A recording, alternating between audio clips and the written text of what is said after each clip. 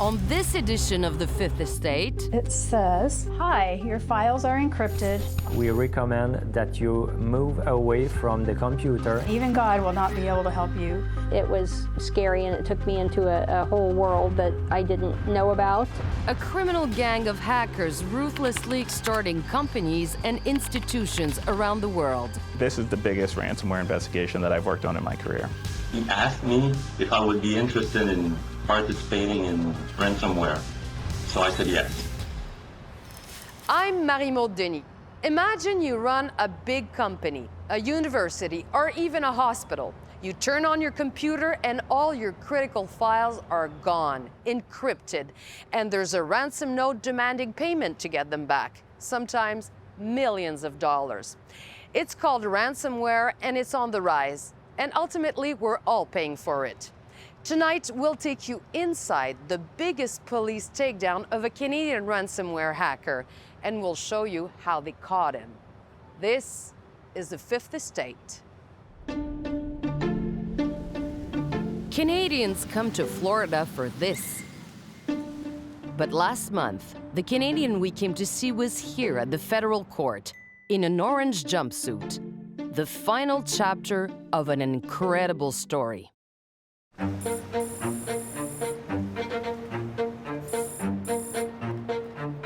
We were in the Emergency Operations Center working on COVID. Someone came in from the IT department and told me that we had just been attacked by ransomware and that our files had been frozen. That was just like getting punched in the gut. My name is Julie Pride, and I'm the Public Health Administrator for Champaign-Urbana Public Health District in Illinois. She came in and she says, "I need you right now." She says, "I have no idea what's going on, and I need to get this fixed." My name is Pat Robinson, and I'm the HR Director here for Champaign-Urbana Public Health. We have divisions of maternal and child health, HIV, STD, hepatitis, family planning. Was there a breach or potential breach of client information? Did they have our financial information? You know, were our accounts going to be drained?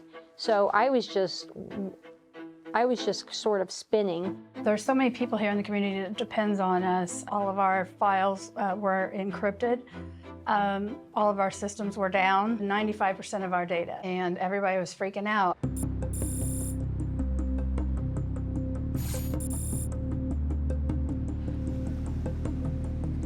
So it was a Friday night. We got a notice from one of our users that were trying to access a file. They got a file extension could not be opened. I'm Arthur Keach. I'm IT project manager for Amicon Management Services, which is a property management company that also does construction. I was working late that night. Immediately I go, okay, this is clearly ransomware, and then your heart starts to pulse. The ransom note said if we didn't pay within 7 days, that they were going to publish all of our data, that we were expected to pay $10,000 US through Bitcoin. Panic.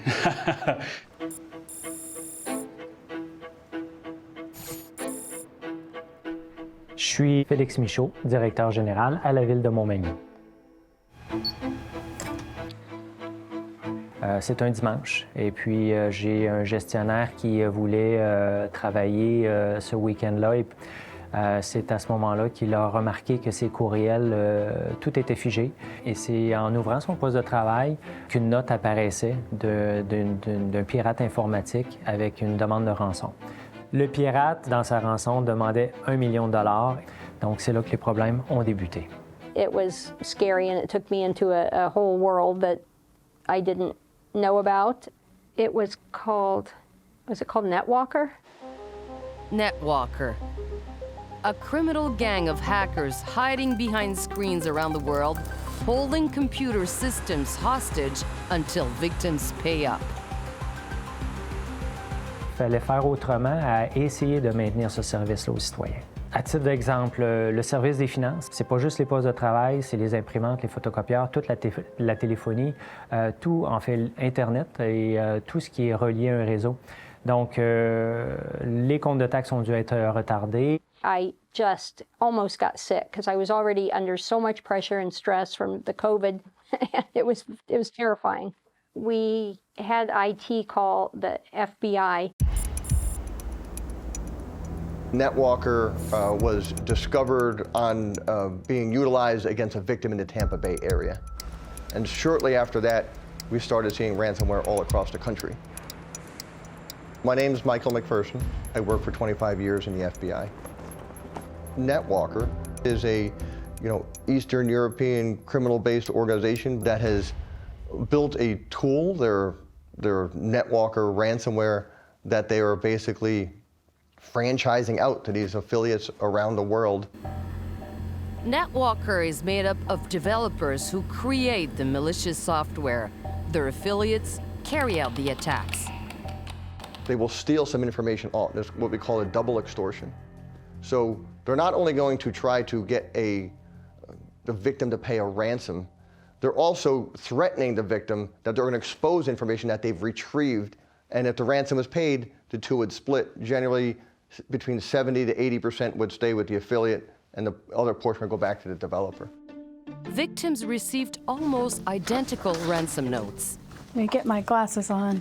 It says, "Hi, your files are encrypted. We recommend that you move away from the computer and accept that you have been compromised." The only way to get your files back is to cooperate with us and get the decryptor program. Rebooting shutdown will cause you to lose files without the possibility of recovery, and even God will not be able to help you. Come chat with us and you could be surprised how fast we both can find an agreement without getting this incident public. C'est baveux. That's what we received that morning. And we're like, oh, this is a joke. This has got to be a joke. And then we started just pulling everything up and it was like, oh no, it's not a joke. They're asking the payment in Bitcoin. The Bitcoin can be moved across wallets relatively rapidly, so make it harder and harder to trace. When we found out that we were under attack and that we would have to pay a ransom in Bitcoin, I had no idea what it was, how it worked, where you got it, anything about that. I had absolutely no idea. Just like, what?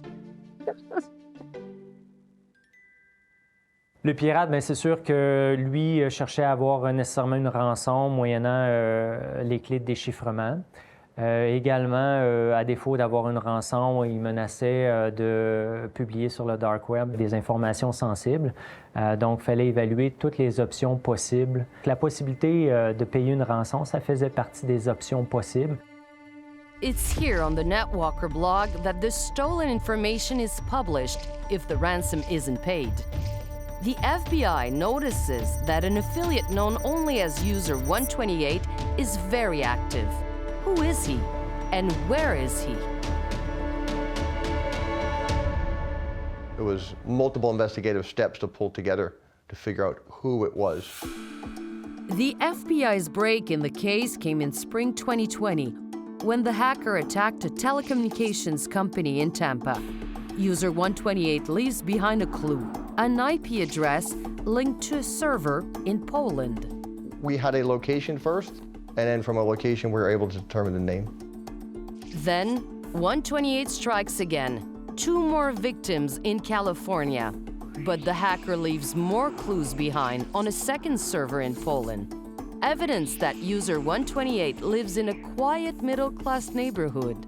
In this house, in Gatineau, Quebec. The investigation led us back to Canada, where we engaged with the Royal Canadian Mounted Police.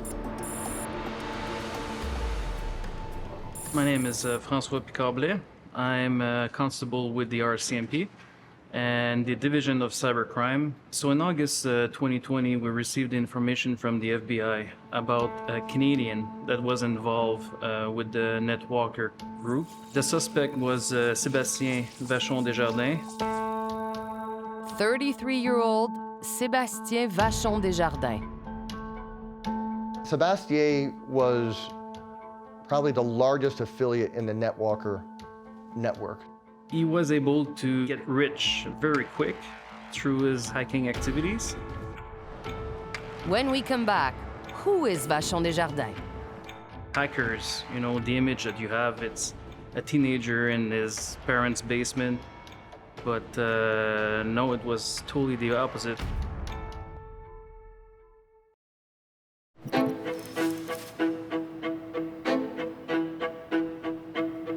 August 2020. The owner of this house in Gatineau is on the FBI's radar. But they need the RCMP's help to confirm that user 128 is in fact Sebastien Vachon-Desjardins, who already launched ransomware attacks around the world. Constable François Picard-Blais is one of the lead investigators on the case. We started to help the FBI with their requests of identifying Monsieur Sebastien Vachon-Desjardins. We had already a lot of information from the FBI that we were able to start with, and then we're able to do our own security background check. The constable soon discovers Vachon-Desjardins is a convicted drug trafficker. We find a man who knows that story quite well. My name is Denis, and I'm a lieutenant detective for the Gatineau Police Service. He's not flashing. He was driving like a little car like Toyota Corolla, and his house is a small house. You don't go to restaurant often. You only go to gym, work, and look like a very simple, quiet citizen. It doesn't make sense. I was working at the drug section, and we had information about a lot of bags and boxes from a house. Speed, marijuana, hashish. So, but it was a lot of drugs, so it was a stash. He had about 500,000 of drugs on the street. In his criminal network, he is nicknamed Cake. A reference to Vachon, the famous brand of cakes that bear his name. Speaking of cake, the icing on the cake for Denis Simard is learning what Vachon-Desjardins does for a living when he's not dealing drugs. We saw him at his job there in Ottawa. He was working for the federal government. On several occasions, Simard follows the suspect to his job. Vachon-Desjardins is an IT worker for the National Research Council of Canada in Ottawa. During the day, he was working there, and he came back at his home, and after dinner, a lot of trafficking at his house.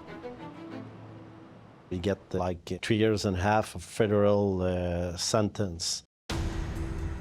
After serving a part of that sentence, Vachon-Desjardins is released in 2016. He somehow manages to return to the public sector.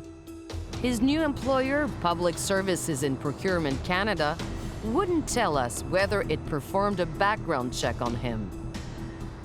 3 years pass. In 2019, in November, he was trafficking a lot of drugs again, so it was a priority for us. Simard surveils Vachon-Desjardins again, and this time, he's transporting drugs throughout the province. We saw him coming back and depart the car at his house. And at this moment, the other guy took a big brown barrel with a metal ring, so it was a big transaction. Simard arrests him again. How was he reacting? He talked about his parents. He knew he deceived them. And for a guy who cared for his parents, I don't understand why he started again. He told me there, my problem is I always want more money. He was having kind of addiction to money. He always want more and more and more. By 2020, the COVID-19 pandemic breaks out. Vachon-Desjardins is working from home, awaiting his next court date for the drug file, and he sees an opportunity. NetWalker Group is hiring. Here's an example of an ad they posted in the Cyrillic alphabet that appeared on a hacker forum. They do have rules when they are recruiting affiliates. They do not want English speakers. They want Russian-speaking affiliates primarily. That's because Russia is a safe haven for ransomware operators, according to experts, and it's become big business. From 2020 to 2021, ransomware as a service in the first half of the year increased by 151%. And that's a huge number. And the problem with cybercrime is it doesn't just grow a little bit. It doesn't follow regular trends. It grows exponentially. I'm Lena Dabbit. I am the officer in charge of the Federal Policing Cybercrime Investigative Team based out of Toronto. The cost of either paying the ransom or remediating or remediating the compromised system, their costs have more than doubled. And so you look at a cost that, a year ago was, in the $970,000 Canadian to sort of rectify this issue, is now on average, a ransomware attack will cost a company $2.3 million to repair or to remediate. And the cost isn't just to the company.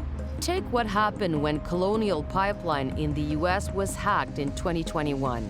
The Colonial Pipeline attack was one of the most significant, if not the most significant ransomware attack of all time, not because of what happened, but because of the response.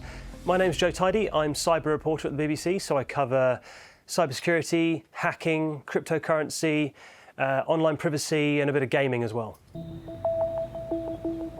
It was a ransomware attack by the Dark Side cybercrime gang, again, a Russian cybercrime group. The company shut the pipeline down for 6 days. And it led to panic buying at the pumps, which then created a fuel shortage. The sheer panic in the US was incredible. 2 months later, the United States called out Russia for its failure to act. The president made clear he underscored the need for President Putin to take action to disrupt these ransomware groups. Ransomware attacks are nothing new. We've seen ransomware attacks way back in the early days of the internet. But what we noticed about 3 years ago was that ransomware became a big criminal enterprise. In his criminal enterprise, Vachon-Desjardins is a rising star. In June 2020, he launches one of his biggest attacks. One of my really close cyber contacts sent me a dark web link to their negotiation portal. And I managed to watch the negotiation taking place between the university and the hackers. The target is the University of California in San Francisco, a medical research institution. This was at the time of the pandemic when I, like many people, were extremely scared and frightened, and we're all locked in our homes. And this was a university really trying to find a vaccine and a cure to try and save lives. And there were these hackers just ruthlessly extorting the university. Joe Tidy follows the attack from London. The hacker asks for $3 million American dollars. The university offers $780,000. Keep that $780,000 to buy McDonald's for all your employees. It's a very small amount for us. I'm sorry. I hope you know that this is not a joke for me. I haven't slept in a couple of days because I'm trying to figure this out for you. I understand you, but your university have a lot of money, and I'm 100% sure they can get more than $780,000. That's a lot of money for anyone, but the hackers laughed at it. They said something about, all of the work I've put in, this does not reward me. And I'm thinking to myself, you haven't worked. You've broken into a university. You are criminals. The university would pay over $1 million US in ransom. If you remember the psyche of the nation at the time of what we were going through, trying to understand COVID and hospitals being filled and shortages of nurses and the mental exhaustion of people, and then to lay on, to take advantage of that by hitting them with the ransomware is pretty ruthless in my mind. It's serious and painful for the victims, but for the hacker, it seems to be a game. The FBI investigators find bizarre but revealing clues leading to Vachon-Desjardins, an email address, skankhunter@gmail.com. Skankhunter, a cyberbully in a South Park episode. And then a second one, boom shakalakalak @hotmail.com. But soon the party will be over for Vachon-Desjardins. For the rest of 2020, he continues his attacks while law enforcement on both sides of the border are closing in. Not only that we had our investigation starting, there was also criminal charges for drugs that were pending against him from the Gatineau police. And at the same time, you have the FBI that's looking out for him to bring him into the American soil on the extradition warrant. We had decided that we had enough evidence to pursue an indictment against Mr. Vachon-Desjardins. I'm Carlton Gammons. I'm a federal prosecutor in Tampa, Florida. My link to Sebastien Vachon-Desjardins is I was the lead prosecutor in his criminal investigation. Gammons has to shut down NetWalker and stop Vachon-Desjardins at the same time. It was important to arrest Mr. Vachon-Desjardins once we searched his home, because at that point he would know that we were on to him. We believe that he had made approximately $21.5 million based on ransomware attacks, and I presume that he did not want to go to prison. So we were worried that with his background and a large amount of money that was yet unaccounted for, that he would flee the country and that we wouldn't be able to apprehend him. This belief is partly based on messages exchanged between him and one of his alleged co-conspirators about a recent attack. "I hit them hard, bro," he says, followed by, "Soon I will come in Russia." We discovered he was planning on making trips. We knew that he had traveled before. And I think the most prominent feature of a flight risk for us was that the amount of time he would have been facing if he was convicted in a U.S. court. When we come back, the takedown. I could feel that he was very proud of his work. He asked me if I would be interested in participating in ransomware. So I said yes.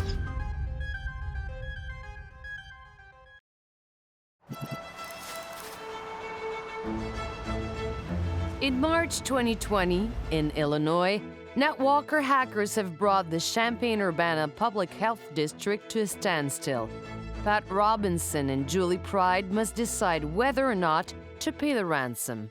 By the third day, we were still negotiating with the threat actor, and we got to a point where they originally wanted $450,000, and we got it down to $370,000, which is a huge amount anyway. Once we paid the ransom, the question was, did we just hand somebody money and we're not going to get our stuff back? It was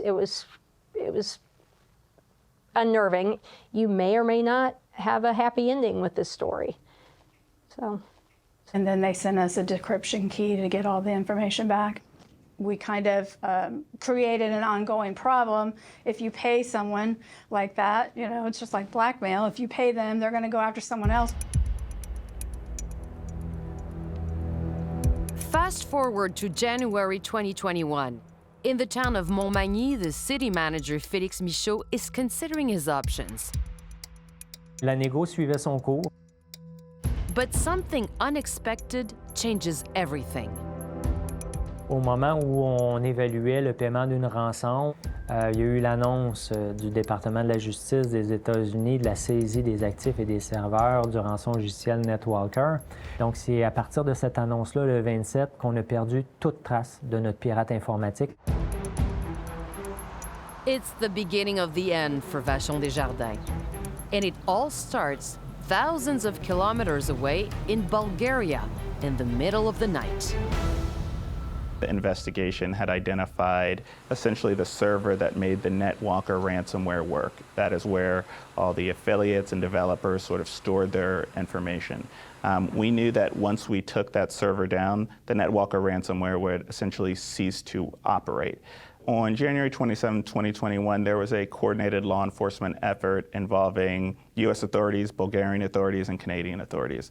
We didn't want to take the server down without having Mr. Vachon-Desjardins in custody. They managed to get hold of the back-end servers. They took down the blog of naming and shaming victim blog, and they put up a thing saying this has now been seized by the US authorities.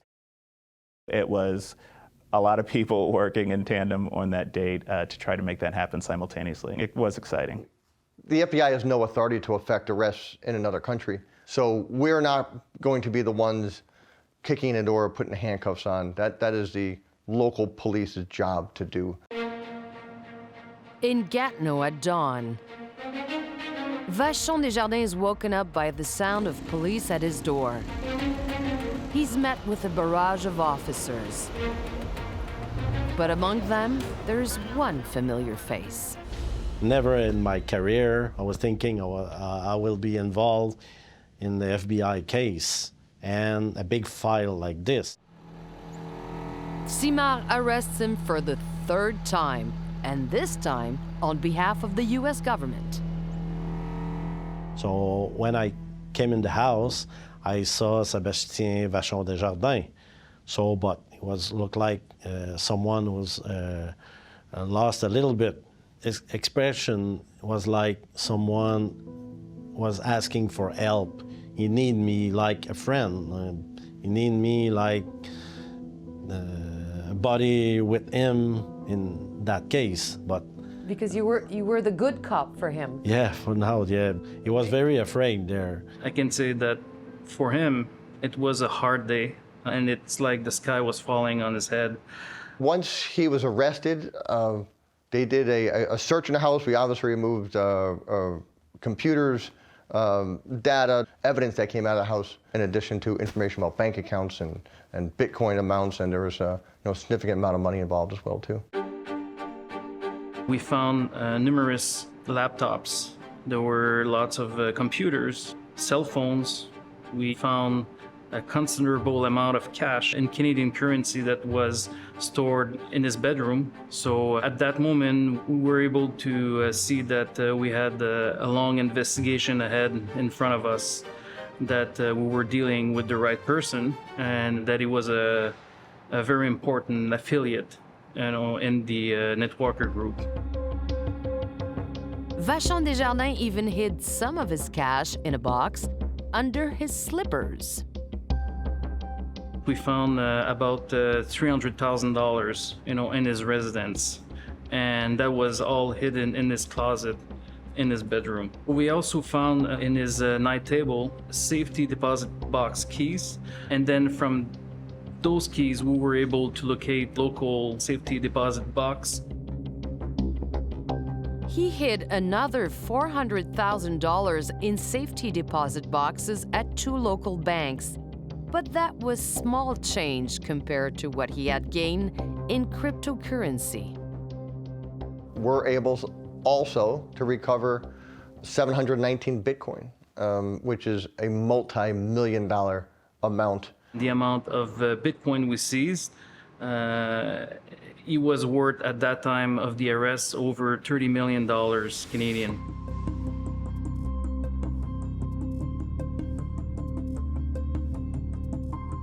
Police would find a goldmine of information in several computers. We had 20 terabytes of data, which it's the equivalent of, filling up an arena full of paperwork. Once we had his actual devices, we were able to get a far more clear picture of what he was doing. We were able to see sort of, with more clarity, the number of victims that he was victimizing. Vachon-Desjardins attacked at least 18 Canadian companies. So then that was the next part of the investigation, was the outreach of the victims. In Vancouver, Arthur Keach at Amicon gets a phone call from the RCMP. We had a few meetings with the RCMP. They basically let us know, we have some information. We think we have a relationship with Amicon, with this particular individual that they found. Could we have access to your attack history logs? And we had kept good logs, and we were able to provide them IP addresses and timestamps, and we were able to tie all of that together, working together with the RCMP to help put together a charge. But not all of his victims would be as helpful as Amicon. So the victims weren't cooperating a lot with an investigation, and in some cases they didn't cooperate at all. It was very hard to get the story, to get the information from them, because they were trying to protect their reputation. The Canadian Anti-Fraud Centre estimates that approximately 5% of incidents are actually reported, and that's a horrible stat. There is a stigma attached to it. The criminal element, they're capitalizing on that. They're capitalizing on the fact that you really don't want your data out there. You don't want people to, your reputation to have that impact. And so it stays in the shadows and it flourishes in the shadows. And that's what's happening. Vachon-Desjardins' arrest would shed light on the NetWalker operation. It's rare that hackers are caught, and ultimately police wanted to get restitution for his victims. They would move one step closer to that goal while he waited to be extradited to the US. The huge turning point in our investigation was when Monsieur Vachon-Desjardins decided to talk and cooperate with our investigation. So I was responsible to conduct the interrogation, and then we were able to confirm the amount of victims with him, and also to put a number on how many people were attacked by his ransomware activities. His confession lasted 2 days. He told them how he chose his victims. He asked me if I would be interested in participating in ransomware. So I said yes. Then for targeting the Canadian victims, we had like more than 15 to 20,000 networks of VPN access, which was all the credentials, username and passwords. And we were going from there one by one. And then we were starting to think, is this network worth it, or we go to the next one? Did you have like a basis for what you, like an expectation of why you would choose a company? Yeah, so our expectation was if the revenue was around minimum 30 million a year for their company, which we're targeting. For, let's say, revenue that would be around 30 million, we would ask 1% initially. And after negotiating with the victim, we could go under like 25 or 50% of the initial ransom. During the interrogation, I had the impression that he was very proud of his work, considering how successful he was in the NetWalker group as an affiliate. This past January, Vachon-Desjardins pleaded guilty to extortion, among other crimes. He got a 7-year sentence in Canada. 5 months later, he pleaded guilty in the US. The NetWalker ransomware was very active. There were about 400 victims located across the world in 30 different countries. 2/3 of the victims were located in the United States. Over 100 victims were attributable to Mr. Vachon-Desjardins. Every day was a new victim. Every day? Almost? I would say almost every day was a new victim, yes. We're able to trace back that the day of his arrest, the day we executed the search warrant, there were a ransom that was paid from a victim. When we come back, Judgment Day for Sebastien Vachon-Desjardins. He compared Sebastien to Jesse James, the, I guess, centuries-old bank robber of the Wild West.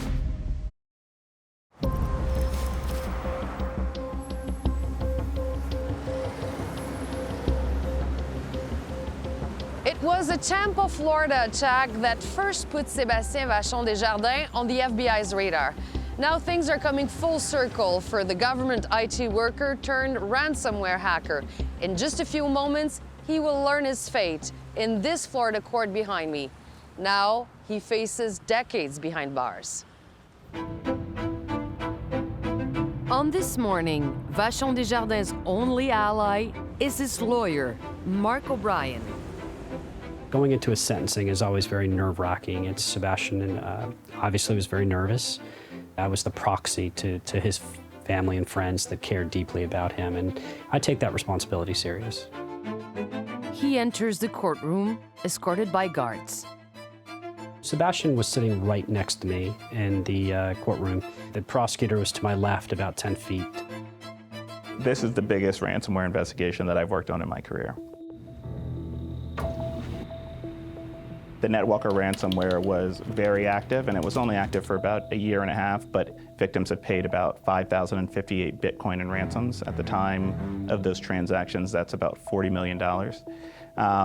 And that's only taking into account the ransoms paid. A lot of companies don't pay ransoms at all, and those companies still have to reconstitute their network. So even the victims who don't pay end up, being on the hook financially, and that's what we saw in this case. Federal Court Judge William Jung enters the court and begins the hearing. Hoping for leniency, Mark O'Brien tells him about his first contact with his Canadian client. I did wrong. I want to accept responsibility for doing that, committing that crime, doing that wrong. And I want to make sure that I don't fight extradition. I want to come to the United States. I want to tell the judge that I committed this crime and that I'm sorry. And that was his goal from the very beginning, which is unusual. It's the only card Vachon-Desjardins has left to play. There are no mitigating circumstances. He grew up living a very normal life, had 2 loving parents. He was gainfully employed. He went to school. There was really nothing that I know about him that kind of led you to believe that he would commit crimes of this nature. Because of his guilty plea, the 2 lawyers agreed on a sentence they proposed to the judge. In that plea agreement, we assured Mr. Vachon-Desjardins that we would ask for a sentence between 13 to 14 years. Which is the bottom of the federal sentencing guidelines. But the judge is clearly outraged. The judge referred to Mr. Vachon-Desjardins as a digital Jesse James. And I think the analogy was that while bank robberies were done, perhaps 200 years ago on a horse with a shotgun, now they're often done with a computer, with some sort of computing device. I think the comparison is quite apt. This isn't, a burglary or just a robbery. This is extortion. The consequences are all too real for NetWalker's victims. $370,000. I remember doing that and not knowing what I was doing, which was also scary. Paying the ransom, I regretted because it just perpetuates the situation. Stopping them in their tracks and not paying that is the brave thing to do. In a perfect world, we would probably have said, you know what, we're not paying this, we're not gonna, but we did, so. Yeah. This is not a victimless crime at all. It is not a victimless crime. As soon as that money went out, it's like, that's a lot of money that we could help individuals in this community. Although many of Vachon-Desjardins' victims will get some kind of restitution, Julie Pride and Pat Robinson are out of luck. It turns out they were attacked by his accomplices who are still out there. Vachon-Desjardins is the only one who was caught. Have you identified other co-conspirators? We're still investigating that.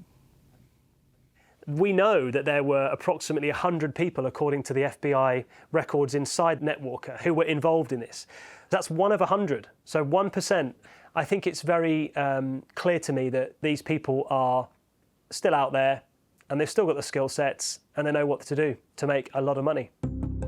Coordination between US and Canadian authorities made him easier to catch than his co-conspirators. So he was bad luck to be Canadian. It was good luck for us. He cooperated fully with police, except he wouldn't divulge anything about his co-conspirators. You're not only putting yourself at jeopardy while you're in custody, but you're also putting your family and your friends at risk. It's a dangerous world. Sebastien has opted, which is his right, to accept his punishment and move forward in life.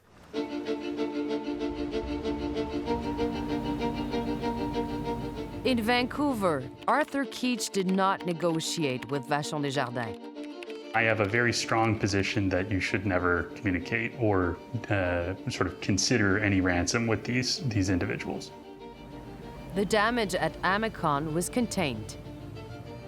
We were fortunate in that we took the right precautions, offline backups that allowed us to come up and have full functionality within 72 hours.